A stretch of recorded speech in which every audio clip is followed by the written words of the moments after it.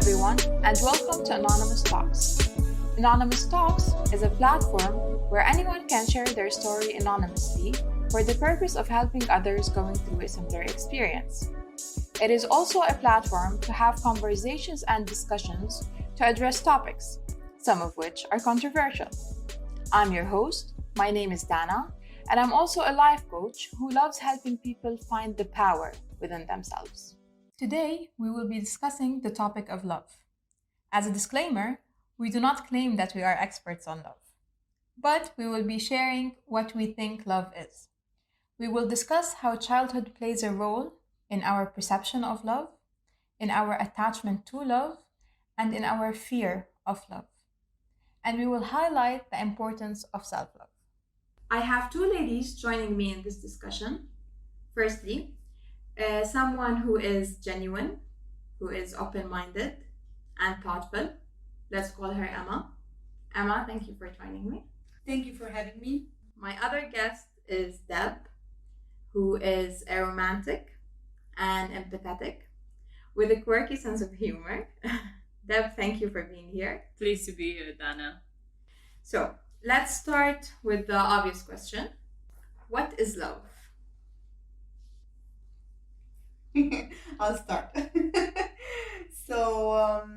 Love for me, it's a mix of emotions, behaviors, and beliefs associated with strong feelings of affection, protectiveness, warmth. Okay, cool. Deb? Well, just to add to what Emma said, it's a mixture of feelings, yes, but one particular prominent feeling, the one that it's like a magnetic pull, if I may. You know how two poles of a magnet just attract each other and kind of go like, we're together. It's that magnetic attraction, yet calming, because you know that you're right where you belong. You're right where you know you're safe. It's a whole colorful rainbow of feelings for sure, but it is one of the most best feelings in the world. Amazing, cool. We're talking about it in a very positive way. Can it be the other way around? Can love be actually destructive? I don't think love can be destructive, because love itself, it's pure. It cannot be destructive. Destructive are the intentions of other people, their behavior, their actions. That's destructive. But love itself, no. So certain relationships which go under love, and I'm putting quotes here, can be destructive. I would agree. I would be inclined to agree with that, purely because we as people are an outcome of the way that we've been brought up, the way that we learned what love was while growing up, the way that we've been exposed to, the environments that we have been exposed to, the people that we have interacted with. We're an accumulation of all of that together. And to think that there would be just the pure form of love out there would be, well, as heartbreaking as this sounds, would be delusional, because it's everyone comes with their own share of what we like to term in this day and age baggage. Mm-hmm. Let's talk more about that. So how does childhood affect what love is to you? Ooh, that's a deep question. Let's dig in.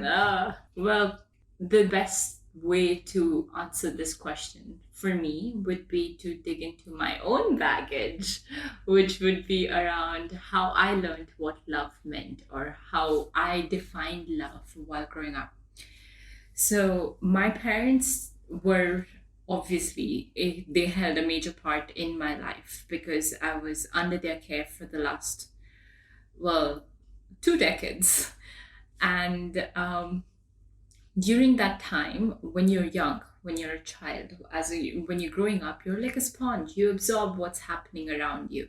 So growing up, when I was watching two people that were supposedly supposed to be in love with each other and head over heels with each other, constantly bicker and fight over the smallest, the tiniest thing, it takes a toll on you as a child. And even though in your mind you know that these are people that complete each other's sentences, these are people that are like, they're supposed to light up a room when they walk in together, you know? You know all of that exists, but you also see the other side of love, which was, for me, it was a marriage that was extremely not just traumatic to the people within it, but to the kids as well. And there was domestic violence in there. There was abusive language in there. There was, if you were to count mental health as even a topic in that household, it would be laughed upon. It was that um, it was that bad of an environment for a kid. And for me to learn the definition of love from there was, and I mean, it's incredible how I even believe in love right now and call myself a romantic, you know, because I've seen the other side of things. I've lived the other side of things. I'm the product of the other side of things. And yet, choosing to believe in it is sometimes in my head, it's a little bit like, are we sure?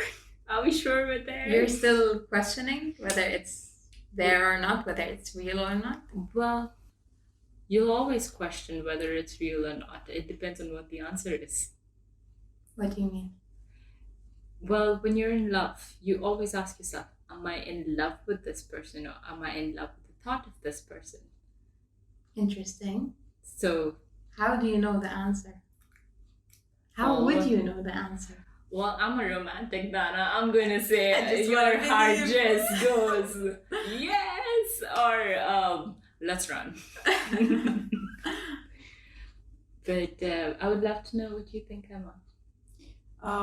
Well, I would like to start with my childhood and just tell our listeners my experience with that. So my parents divorced when I was 5. I don't remember having a dad. I mean, I know he was there, but I don't really have memories of him being in the house. Saw a couple of fights, not that many. And Grandpa and grandma were the ones taking care of me, and that was a life savior.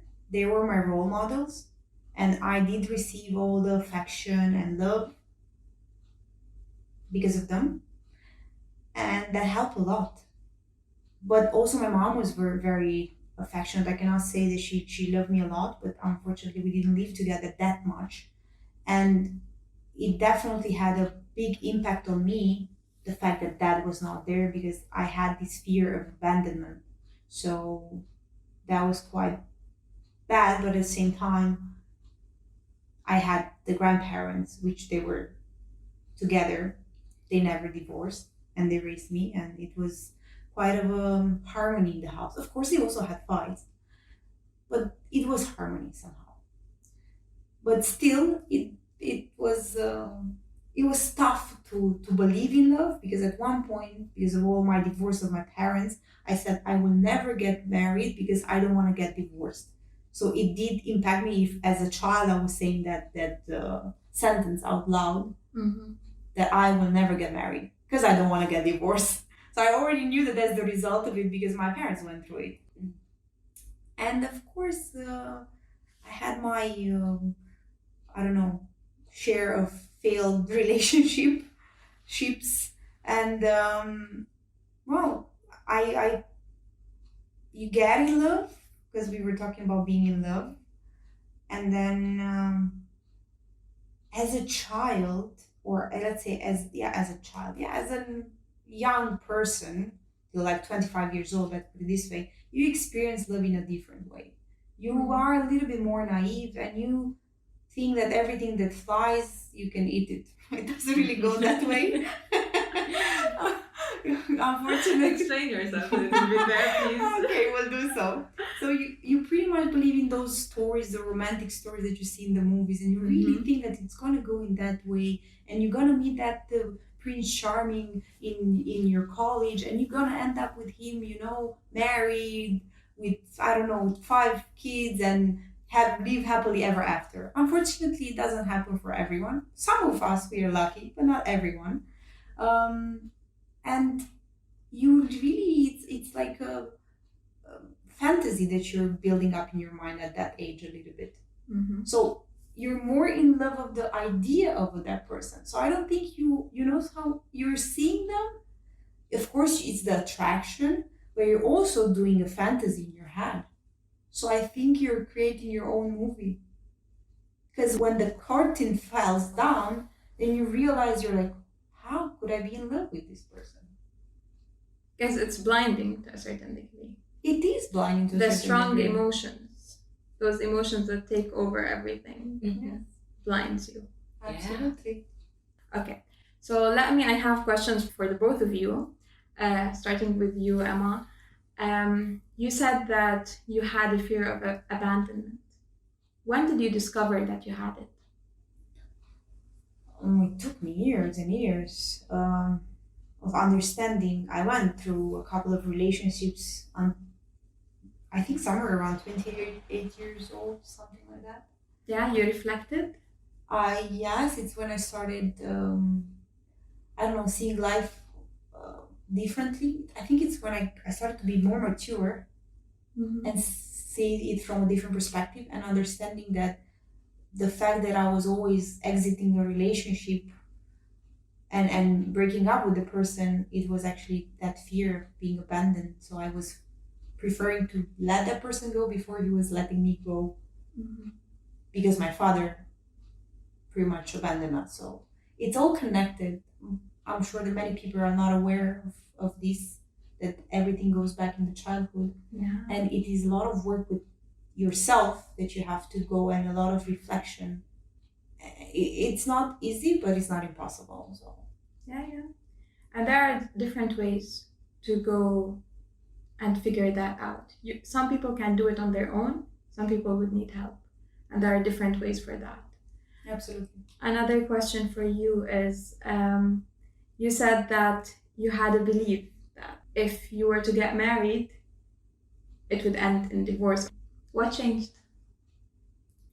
Well, I had a lot of discussions with myself, in which I was saying, okay, listen, it was really an internal conversation. I said, okay, fine, I get married. And then if it doesn't work, then what do I prefer? To stay with that person, make our lives miserable, or just decide each other maturely that it's best to go separate ways and live a happy life? So it's nothing bad at the end of the day if it really doesn't work. But what I did promise myself, that I won't give up easily on a relationship, because people nowadays are very shallow, and no one wants to take their time to actually stay with that person, talk a little bit more, see where is the problem, sort Work it on out, it. work it out. Mm-hmm. And I guess it changed because I changed. Amazing. Okay, cool, interesting. Deb, you talked about the childhood and your childhood and how you saw your parents. How did that affect you and your relationships? Well, in the equation within my parents, as a child, as someone that's the youngest in my household, I was given the responsibility of playing the person that fixes the fight between them, that fixes the argument, that fixes whatever's going wrong, and sets it right. And being given that responsibility at that young of an age changes you for sure. And that, of course, fed into my relationships in future. So that meant that when I went out to search my perfect partner, again, the romance kicks in, I know. But what I ended up attracting was people that needed fixing, that needed help, that needed guidance, that needed that extra support. And I was constantly playing Deb the fixer with them, because that's the only kind of love that I had known. And here's what happens when you give your energy out to people. What are you keeping within yourself? You're giving and giving and giving. But here's the thing about some people out there: they're selfish. Their taking knows no end. How do you distinguish between, is this something that is going to benefit me, or am I just going to end up fixing them all my life? So I was in multiple toxic relationships, but all of which helped me grow and learn. Let me ask you, maybe it's a bit of a tough question, but were you able to fix anyone? Were you able to change anyone? I was. Yeah. Yeah. Nice. Her name is Deb. Oh, okay. I was like... No, I mean, I think I reached a point where I realized that I wasn't put on this earth to fix people. I wasn't put on this earth to attract people that needed fixing. It wasn't my job to do that. It was their job to fix themselves. But what it was my job to do was fix Deb. See what was happening within me. Why was I attracting all these people that needed this amount of fixing? Why was I taking on the role of fixing them in the first place?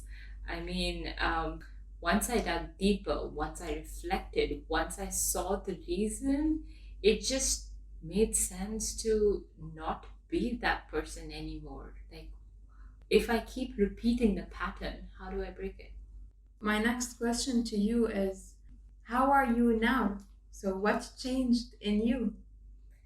Well, what's changed in me, Dana, is my approach towards relationships, towards love, is more along the lines of, I took a long break from dating. The reason that I took that break was because I realized that I was attracting all these toxic equations. So I sat down with myself. I asked myself these uncomfortable questions. I grew from it.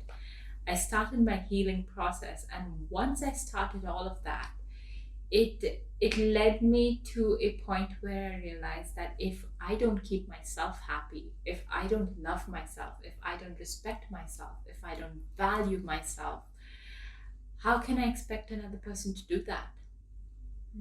It led me down the path of self-love. And here's the beauty about it. Once you go down that path, you understand your worth, you understand your value, and you attract a person of that equal frequency who understands their worth and value.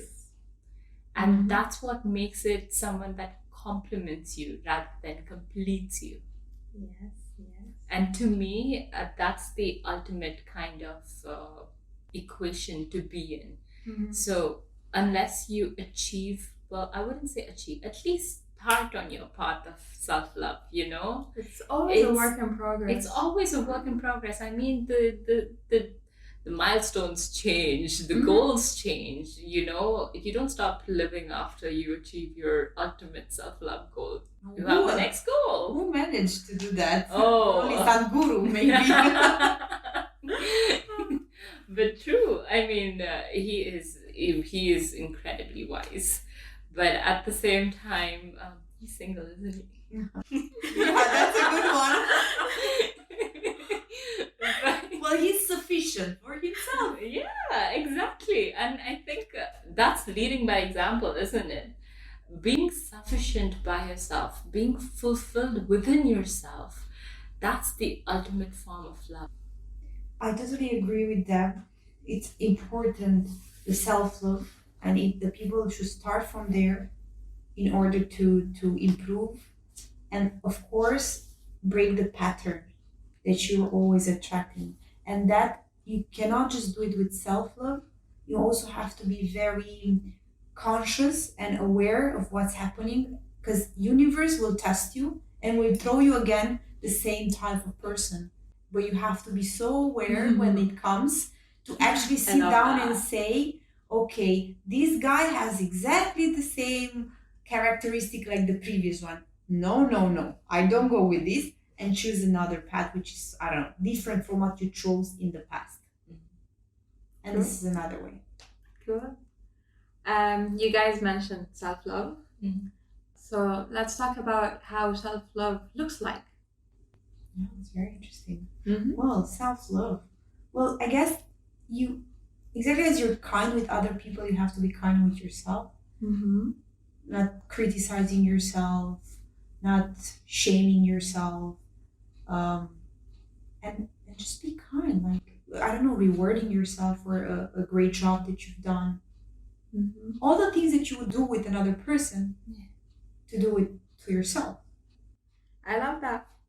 Cool. I have another question, and it's with regards to attachment. So we talked about love. We talked a little about, like, okay, do we know if we're just used to that person or if we actually are in love? So if I ask you, would you know the difference? Like, would you know when it's this and when it's the other? This is very tough, huh? That is. The attachment part, meaning, I heard so many, you do attach yourself to anyone, doesn't matter if it's love, it's attachment. Mm-hmm. But maybe you are all the wrong reasons sometimes, and the attachment it's not healthy anymore. When I think the attachment doesn't become healthy anymore, and you go with I don't know, the wrong way. Okay. But that's the only way I could define the attachment, because you anyway get attached. Doesn't matter. So it doesn't have to be love to get attached. No, I'm saying love and attachment go hand in hand. You do get attached when you love, but maybe when the attachment goes to the next level of being too intense or for the wrong reasons, then it's not healthy anymore. Because the child is, or let's say, sorry, the child is attached to the mother is attached to the child. Let's start with the family. There is attachment. Okay. In a relationship, is also attachment, but it could be, I don't know, an unhealthy attachment, Yeah. obsessive one. If I could add to what Emma's saying, in the equation of parents, your unhealthy attachment style with your partner is created from your parents, from the people that have brought you up, from the environment that you have been in. And that feeds into your attachment style with your partner as well.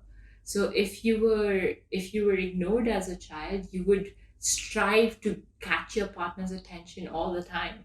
If you were paid too much attention to as a child, you would push your partner away all the time because you're just like, get away from me, I need my space.